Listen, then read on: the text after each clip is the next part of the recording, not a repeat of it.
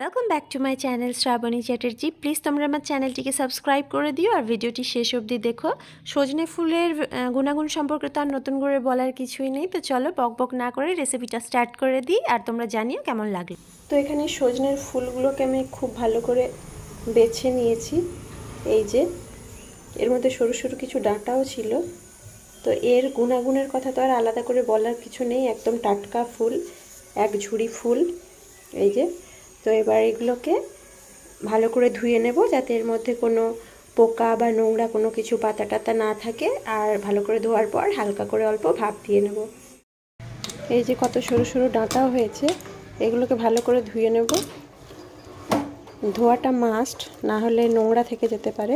খুব ভালো করে ধোয়া হয়ে গেছে। এবার ইন্ডাকশানে গরম জল চাপিয়ে দিয়েছি, জলটা ফুটেও গেছে মোটামুটি।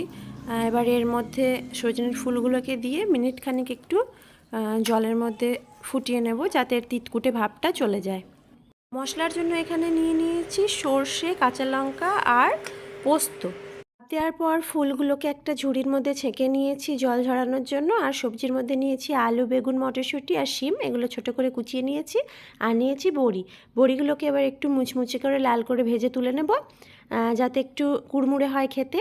এবার ওই সেম তেলের মধ্যেই দেবো ফোড়নে কালো জিরে। কালো জিরেটা একটু ভাজা ভাজা হয়ে গেলে এর মধ্যে দিয়ে দেবো ছোটো করে কুচিয়ে রাখা আলু।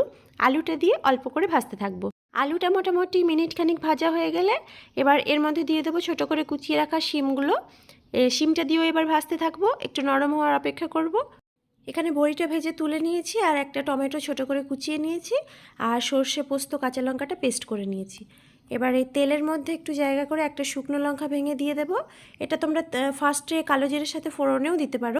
আলু আর সিমটা মোটামুটি ভাজা হয়ে গেছে, এর সাথে একই সাথে দিয়ে দিলাম বেগুনগুলো দিয়ে এবার ভালো করে একটু নাড়াচাড়া করে ভাজা ভাজা করে নেব। ওগুলো একসাথে মোটামুটি ভাজা ভাজা হয়ে গেছে। এবার এর সাথে দিয়ে দেবো মটরশুঁটিগুলো আর তার সাথে কুচিয়ে রাখা টমেটোগুলো একসাথে দিয়ে আবার খানিকক্ষণ ভাজতে থাকবো। মিনিট দুয়েক মতন ভেজে নেব ভালোভাবে।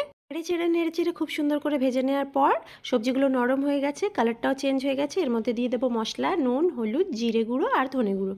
মশলাগুলো দিয়ে একসাথে খুব ভালোভাবে মিশিয়ে নেব। একটু ভাজা ভাজা করবো আর একটু। মশলাটা ভাজতে ভাজতে দিয়ে দেবো অল্প একটু জল যাতে মশলাটা সবজির তলায় পুড়ে না যায়। তো এবার একটু ভালো করে কষিয়ে নেব যাতে সব সবজিগুলো ভালোভাবে নরম হয়ে যায়। মশলাটা কষানো হয়ে গেছে ভালোভাবে। এবার এর সাথে দিয়ে দেবো ভাপিয়ে রাখা সজনের ফুলটা। এটা দিয়ে এবার ভালোভাবে নাড়াচাড়া করে মিশিয়ে নেব যাতে মশলার সঙ্গে সবজির সাথে ফুলের সাথে সব মিলেমিশে একাকার হয়ে যায়। এর একই সাথে দিয়ে দেব ভেজে রাখা বড়িগুলো, এগুলোকে ছোট ছোট করে ভেঙে নিয়েছি। দিয়ে এবার খুব ভালো করে মিশিয়ে নেব সব কিছুর সাথে একসাথে। এরপর দিয়ে দেব সর্ষে, পোস্ত আর কাঁচা লঙ্কার পেস্টটা। এবার দিয়ে ভালোভাবে মশলাটা একসাথে মিশিয়ে নেব সব কিছুর সাথে। এর সাথে একই সাথে দিয়ে দেবো বাটি ধোয়া অল্প একটু জল, কেন রান্নাটাতে খুব বেশি জল পড়বে না, এমনিতেই ফুলটা ভাপানো আর সবজিগুলো তো নাড়তে নাড়তে নরম হয়েই গেছে। তো এবার এইভাবে ভালোভাবে নাড়াচাড়া করে অল্প একটু ঢাকা দিয়ে রান্নাটা খানিকক্ষণ হবে। এর সাথে একই সাথে দিয়ে দেব পরিমাণ মতন চিনি। যারা মিষ্টি বেশি খেতে ভালোবাসো তারা চিনিটা একটু বেশি দিয়ে নেবে। তো আমাদের এই রান্নাটা একটু মিষ্টি মিষ্টি হয়, সেই জন্য আমি চিনিটা বুঝিয়ে দিলাম। এবার এটাকে ঢাকা দিয়ে দেবো, খানিকক্ষণ এটা দমে রান্নাটা হবে গ্যাসটা কমিয়ে দিয়ে। তো ঢাকনাটা খোলার পর এই যে ফুল চচ্চড়িটা এই পর্যায়ে আছে শুকনো শুকনো করে, এটা খেতে খুবই টেস্টি হয়। এই যে এটা হলো ফাইনাল লুক ফুল চচ্চড়ি। প্লিজ তোমার বাড়িতে এটা ট্রাই করে দেখো তোমাদের কেমন লাগছে আর আমাকে জানিও ভিডিওটা কেমন লাগলো। আর প্লিজ আমার চ্যানেলটাকে সাবস্ক্রাইব করে দিও যারা এখনও করোনি, আর আমার পাশে থেকো।